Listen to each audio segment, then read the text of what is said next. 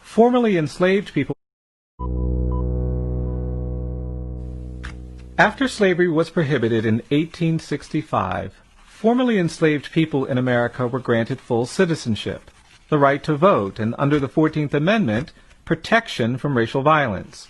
Formerly enslaved people were promised land and opportunity, but most got nothing because America quickly devolved into an era of racial terrorism and oppression for black citizens. White people in the South were angry that people formerly considered property were now equal citizens. Many turned to violence. In the years immediately following the Civil War, thousands of black people were murdered when they tried to claim their rights. Soon afterwards, federal troops were withdrawn from the South, ending a brief period of racial progress known as Reconstruction.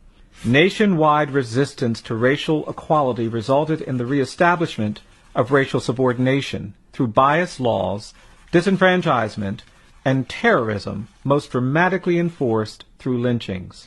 Racial terror lynchings of black people defined a shameful era in America. These lynchings differed from the hanging of white people in places where there was no functioning criminal justice system. Racial terror lynchings were directed at all black people. They enforced compliance with racial hierarchy and white supremacy, and ensured racial segregation and denial of equal rights.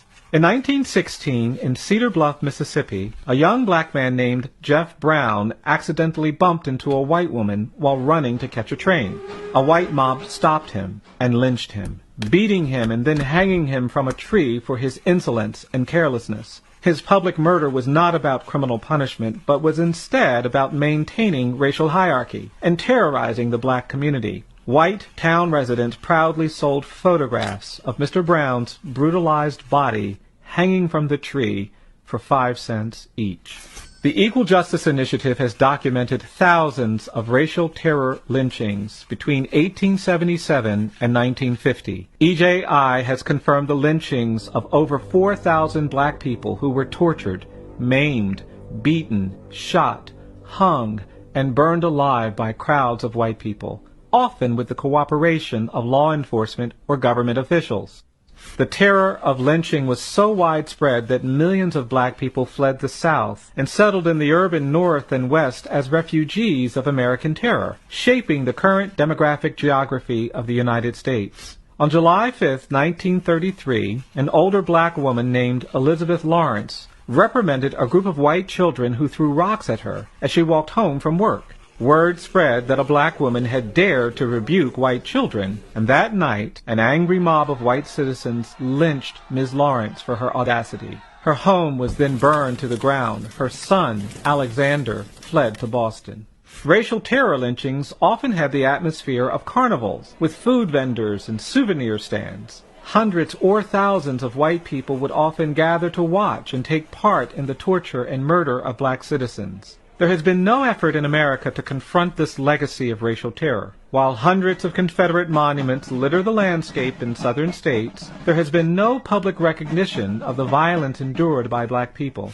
On October 7, 1910, a white mob in Montgomery, Alabama tried to abduct and lynch black men being held in jail on suspicion of miscegenation, or interracial sexual relations. When they were unable to get the men out of the jail, the frustrated mob lynched a black taxi driver named John Dell, who was sitting in his cab nearby. No one was ever arrested or prosecuted for his murder.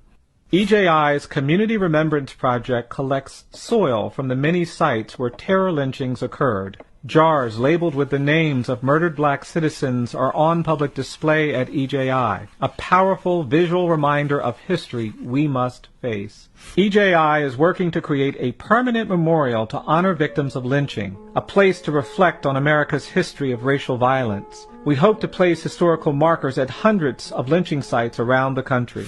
Contemporary issues like police violence, excessive punishment in the criminal justice system, and even harsh and punitive treatment of children of color in schools and on streets cannot be understood without a deeper examination into our history of racial violence.